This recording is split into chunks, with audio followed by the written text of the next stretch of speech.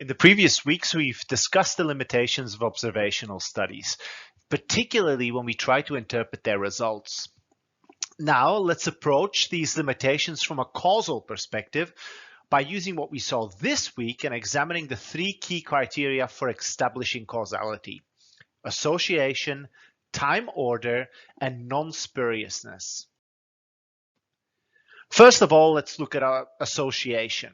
Well, observational studies are generally well suited for determining an association between variables, such as, for example, the relationship between physical activity and injury. However, identifying an association does not confirm causality. Remember, we said association does not equal causation. Just because two variables are linked to each other doesn't mean one causes the other. The second criterion we have to address is time order. And the first major issue in determining causality is the inability to establish the correct time order of events in many observational studies, particularly cross-sectional designs. Cross-sectional studies measure both the outcome and the exposure at the same time, leading to a kind of chicken and egg dilemma. For example, in a study that compares injured versus non-injured athletes, it's unclear whether the measured factor, such as, for example, decreased strength, etc., causes the injury or was the result of the injury if they were measured at the same time. In contrast, prospective studies follow participants over time. We've seen this before when we discussed quantitative study designs, and measure exposure before the outcome occurs. And that helps us to establish temporality. However, even in prospective studies, establishing a true causal relationship can be really tricky due to other biases. Let's take a look at a specific example. Consider, like in this image, a common example of the violation of time order in sport and exercise science, which is done in cross-sectional studies that investigate the relationship between physical activity and mental health. Imagine a survey study that is conducted and finds that athletes who regularly exercise report lower levels of anxiety and depression compared to non-athletes. You might easily draw some sort of causal conclusion from that if you were the reader of this study. However, we now know better because both the exposure, exercise, and the outcome, mental health status, are measured at the same time. And therefore, it's unclear whether regular exercise leads to improved mental health or whether people with better mental health are simply more likely to engage in regular exercise. In this scenario, the time order is therefore violated because we cannot determine which came first, the exercise or the improved mental health. This creates ambiguity in the causal relationship, as we don't know whether exercise caused the improvement in mental health or if mentally healthier individuals are more inclined to exercise regardless. A prospective study that might be used that tracks participants over time could address this issue, just like we said before in the context of injury, by establishing whether changes in exercise precede changes in mental health. Finally, we need to talk about non-spuriousness, or we talked about this in the context of the third variable problem. Now, this is the most significant challenge when trying to establish causality in observational studies.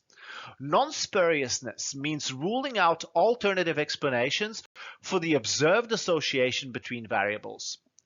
Since observational studies do not use randomization, we therefore cannot assume that differences between groups are purely due to random chance alone.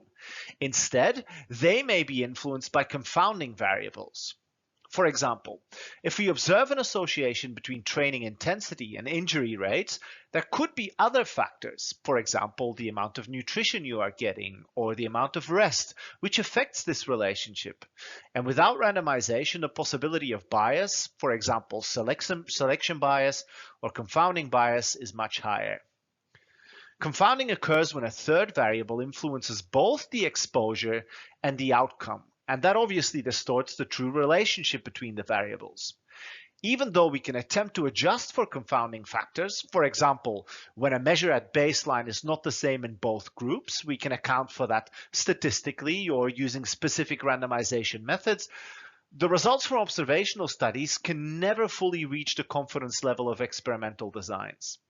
Nonetheless, there are techniques, for example, statistical adjustments or propensity score matching, none of those which you need to know, but you need to understand that there are solutions which may help increase confidence that the associations found reflect true causal relations. Now, before we go, we need to address a few key definitions in the context of the third variable problem. Not all third variables are the same, and we need to know different types of third variables. For example, there's a confounder, and a confounder is a variable that influences both the independent variable, the exposure, and the dependent variable, the outcome, and that leads to the distorted association. For example, in a study examining the relationship between running frequency and knee injury, age might be a confounder if it affects both how often someone runs and their likelihood of getting injured, which seems plausible in this case. A mediator is a variable that explains the pathway through which the independent variable influences the dependent variable. In other words, we're speaking about an indirect effect. For example, increased muscle strength may mediate the relationship between resistance training and improved athletic performance. Next, a moderator variable is a variable that changes the strength or the direction of the relationship between the independent and dependent variables. For example, the impact of hydration on endurance might be moderated by environmental temperature, when hydration has a stronger effect in hot conditions than it does, for example, in colder conditions. Finally, there's a covariate. And a covariate is a variable that is not the primary focus of the study, but is accounted for in the analysis because it might influence the outcome. Perhaps we don't have sound evidence to argue that it would, but it might. For example, in a study on training interventions, sex might be included as a covariate to adjust for differences in how male and female athletes respond to training, for example. In conclusion, this understanding of causal inference highlights the strengths and the limitations of observational studies in sports science.